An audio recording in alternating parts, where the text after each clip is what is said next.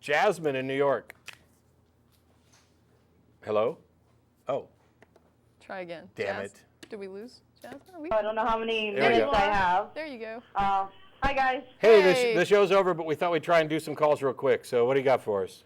Okay, I have a quick, well, it's not really a quick question, but I was wondering if there's any advice or kind of an insight you guys might have about a specific question. So I've been taking a political philosophy class, or I've been studying Hume, and there's sort of, my question is related to removing false beliefs and fostering empathy. Yeah. And I can explain what I mean.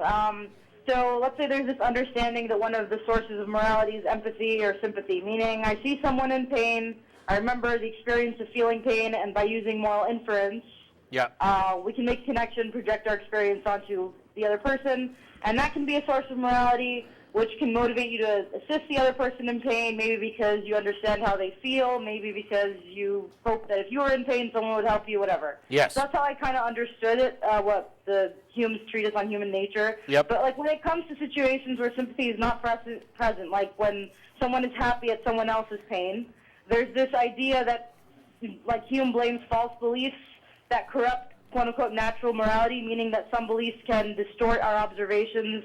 For example, like, I see a member of another race, I have beliefs that people of that race are inherently wicked and out to get me, so I take pleasure at seeing them suffer. Yes. So in these kinds of scenarios, like, I guess I agree with all of you at the show that beliefs can be dangerous and inform our actions negatively, but like, it just seems really complacent to think that uncorrupted human nature would remove the happiness that people feel at other people's suffering. I mean, I have personal experiences with religion, where that's not really the case. Like, my mother, for example, she's a pediatric hematologist. She's a theist. She believes in Islam.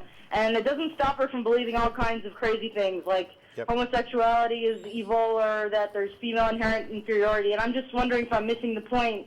How does removing a false belief foster empathy and sympathy and make you, feel these things for other people? So while I'm a huge fan of Hume, and when it comes to epistemology, when it comes to the kind of, I think he commits a little bit of a naturalistic fallacy when we're talking about emotions, because there's no reason to think that the natural state of people necessarily makes them more empathetic or improves their understanding of morality. I think that generally speaking, people are good, people understand, even psychopaths and stuff understand the concept of fairness, and that this can then be used. I agree with Hume that bad ideas can pollute our ability to understand and apply empathy correctly and understand the consequences of our actions by the examples that you give, thinking that some particular group of people are inferior. But the thing is that you could also come up with a bad idea, a false idea, that improves someone's ability to be empathetic. Sure. And so what we're actually looking for is not so much the distinction between whether the idea is true or false, but looking at the consequences of it. And then, and this is the difficult part, this is the part about morality that I think religions and others have overlooked. Once we have identified the good consequence and the motivators that appear to be there, I'm convinced that there is then a true belief that can produce that same conclusion. And the example that I've used is if you're trapped in a mine underground and you're waiting to be rescued, if you pray, that prayer may calm you down, allowing you to use less oxygen and extending the amount of time that you have to wait until somebody rescues you. And so you could say that this false belief about prayer increased that person's likelihood of being rescued. However, once you realize what the actual cause was that allowed them to increase their likelihood of being rescued, you can get rid of that false belief, which that false belief may have other negative consequences, replace it with the true belief that remaining calm, breathing slowly, extends your ability to be rescued. And now you've got a true belief that's producing the same result. And that true belief then informs other actions. And because it's consistent with reality, is more than likely, I think, going to produce positive effects in other areas. Okay. I just kind of, I understand what you're saying. I'm just wondering if how that removal of the false belief happens when, in terms of, like how that removal of the false belief can happen when someone's presented with the correct facts. Let's say, you know, they were able to survive longer by breeding or whatever, but they still believe that it was the prayer that helped them and not the, you know, calming down or whatever. They refuse to accept those facts, and in the end, you know, it's worse off for them. So they don't get to the positive part. The refusal to accept the facts about reality is, it does, well, first of all, it doesn't change the facts about reality, but basically you're saying, if I'm dealing with someone who just won't accept the facts about reality, how do I get them to do that? And what I found, and Tracie's probably got additional comment here as well, and that is, you have to remove yourself from the actual topic that you're discussing and talk about it at a meta level about what they're willing to accept and why. And so if I may, are you talking about like thinking about reality or about morality from a rational point of view rather from an emotional standpoint, meaning that, you know, you can act or you can make observations based on how you think about them and not how you feel about them? Does that make sense? So I think my method tends to go more towards demonstrating that what they're engaged in is a bit of special pleading, that for any other similar scenario, they would use reason and they would value the evidence. But for this particular scenario, they don't value the evidence because it conflicts with something they already believe.